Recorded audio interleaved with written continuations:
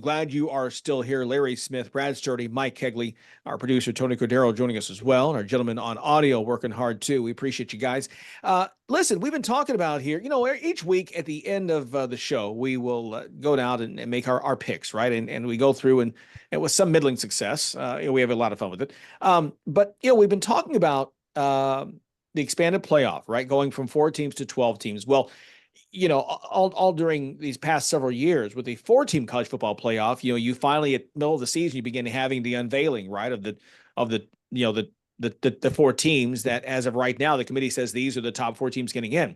Well, coming up Tuesday night, of course, it's a big election night. Lots to be watching there. Our country's future hanging in the precipice. But you know what? Forget all that. College football is what we're really watching, and it's the top 12, the first ever 12-team playoff ranking. So we thought we'd have some fun right now and give you our top 12. And so here we go. Let's first start with the top 4 seeds that'll get buys in this new arrangement. Basically, it's the 4 teams that will win the Power 4 conference championship games. So, Bradley, who do you have? Well, so it's interesting. So if we're doing it as of today, Texas A&M would be the SEC champion because they're 5-0 in the SEC. So if they're 5-0 in the SEC, if they win the SEC, no matter what they're ranked, they get a top 4 bid because they're the SEC champion. Now, I don't think they're going to win the SEC, so I'm going to go Oregon, number 1. I think that's fair. I'm going to put Georgia 2 as the SEC champion, Oregon's Big Ten champion, obviously. I have Miami as the ACC champion and BYU as the Big 12 champion. I've got the exact same 4. I think those are because nobody's beaten Georgia, especially if Alabama and Nick Saban aren't around to do it. Exactly. I'm actually going same. I think Oregon's number 1 right now. They deserve that. Georgia, Miami. I'm taking Iowa State as my 4th buy out of this. That let's say they knock out BYU. So that's those 4. Okay, so those are the 4 teams right now. What's funny is that imagine this was still in the old days. Would those still be your 4 teams if you had only a 4-team playoff? No, it'd be Oregon and Georgia, and if right now it'd be Penn State and Ohio State. But before that game happens, those would be my 4.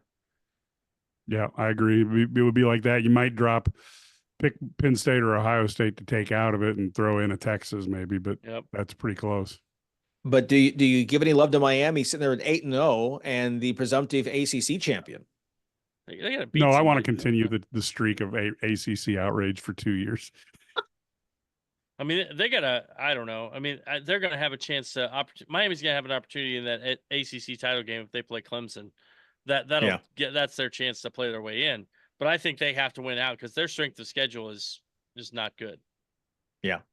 Yeah, no, I can't argue with that at all. And that's, again, we've talked about with the ACC. That's the problem with this. That was a problem last year, right? I mean, so Florida State had their shot. Now this year, they're on the other end, as we've already talked about with their coach.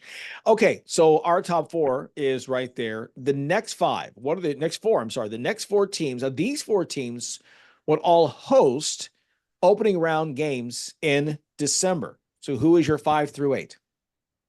Penn State at 5. Ohio State at 6. I would have Texas at 7, and Tennessee would be my number 8. I agree with that, except I would maybe put Texas A&M number 8, and then other stuff the same. I've got Penn State 5, Texas 6, Texas A&M 7, and Ohio State 8. And I lifted Ohio State because their only loss was that close, 1-point loss that came down to the buzzer, right down to the final gun at Oregon. That's a game literally that if they played it 10 times, I think one would win 5, the other would win the other 5. So, but I think that those are games as well. When you look at, I think this is where this gets so interesting because for years people have said, oh, well, if we only expanded, then this team would have gotten in. What this exercise is going to show is that there are still arguments to be made and still discrepancies in the system. And there's still going to be teams that are going to feel like they're snubbed at the end. So, okay, that is 5 through 8. How about 9 through 12? We've got the one group 5 team there at the 12 spot. And then 3 other at-large teams, if you will. Then all 4 of these teams will be road teams then in that opening round. So I number 9, I've got Texas A&M. Then at number 10, I have the Notre Dame Fighting Irish. And then my 11 right now is Indiana. Wow. And then Boise State is my group of 5. Now, I will see how it plays out. I think Indiana's going to go 11-1 by the end of this year. But, Iowa State obviously has a great claim. Clemson has a claim getting in there, but I'm going with Indiana. Yeah, I would go with Tennessee, Notre Dame, and if Indiana can manage to keep the ship going and only lose to Ohio State, I have them at 11 with Boise State at 12. So I have Tennessee 9, Notre Dame 10, BYU 11. So I think BYU again is very, close to Iowa State. And then Boise State my 12, leaving Indiana out and Clemson out. I think Indiana 11-1. They just that one loss. And but again, it's one of those that I can't argue if you put Indiana in at this point. So I guess my thought overall sounds like that I've got Indiana out. You guys have Iowa State out. Is that accurate? Yeah. Yeah. Yep. Right now. Okay. But so you got there's BYU winning that. Wins. Yeah, I have BYU winning the Big 12. How about no Alabama, guys? No, not even really in the discussion yet. Now, here's the thing. If they win out and they're 10-2, they still have a win against arguably one of the best win, maybe the second best win. Georgia may be a better win over Texas, but Alabama may have the best win by beating Georgia. I mean, because nobody else can beat Georgia, it appears, in the whole country. So, if they win out and they get to 10-2, it's going to be hard because all these other teams are going to lose.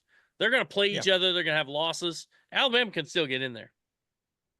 Here's the other thing I think that's crazy is let's look at the Big Ten. You could have, let's say, 4 teams that end up 11-1, or one team 12-0 and 3 teams at 11-1.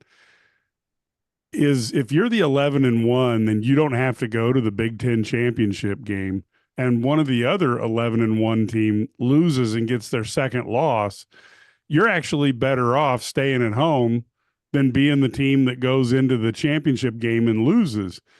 So I think there's going to be some unbelievable moments when they try to sift through this. And then with all these records, are we going to get to the coin flip tiebreak at some point where we're just going to go, okay, here's the 2 teams because you name it. Indiana got heads twice, so they're going to be in the title game versus 2 other teams. Yeah, no, I think it's interesting. The other part about this is the huge super conferences and the unbalanced schedules mean it's easier for a team like Indiana to go 11-1. It's Illinois right now could conceivably go 10-2.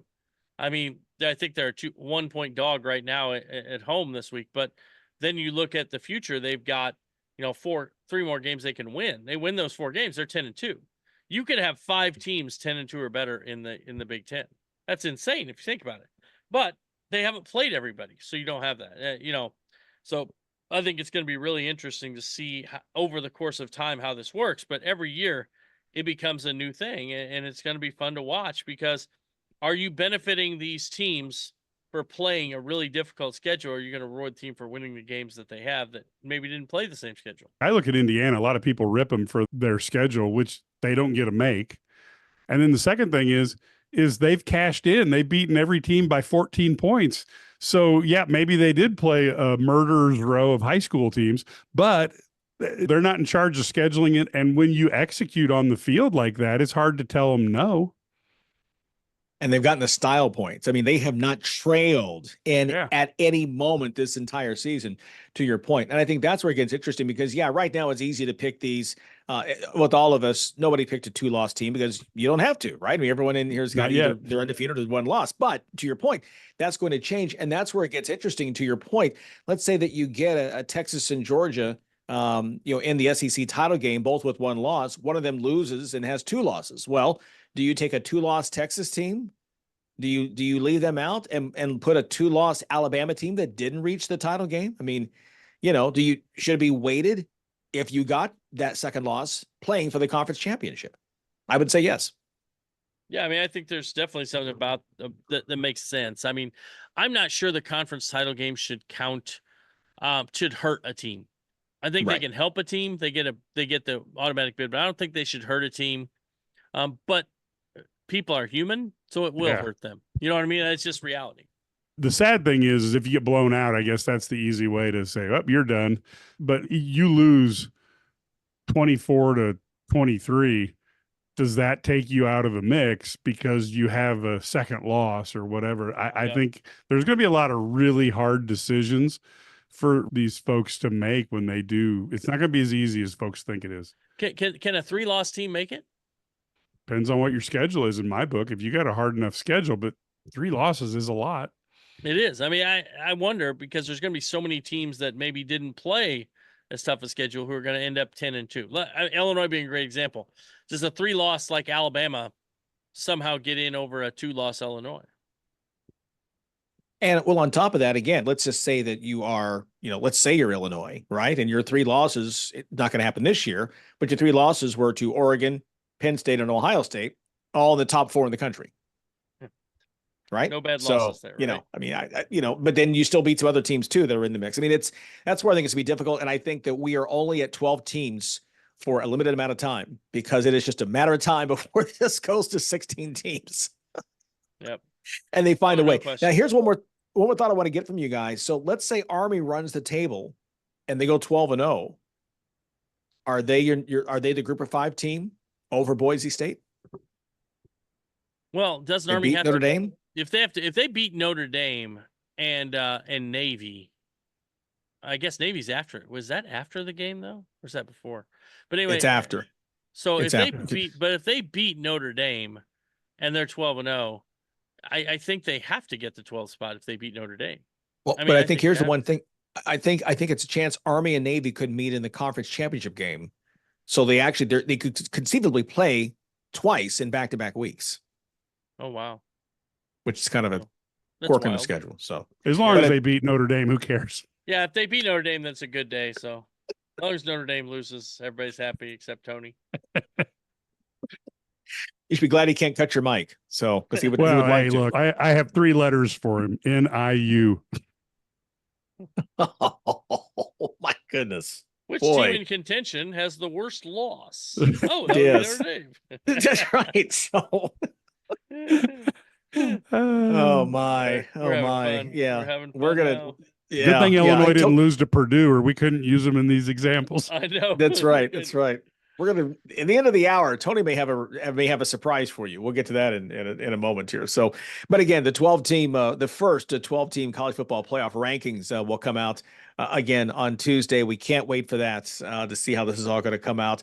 And again, so much could still change because again, we've got a little bit of an easier schedule this week in terms of we don't have so many like must watch games. You've got number 3 Penn State hosting number 4 Ohio State. Otherwise, kind of an easier schedule, but still so many of these teams still have to play each other the rest of the way. So we will do this again and we'll compare notes. Okay, keep it here. We've got much more to come. Stay with us.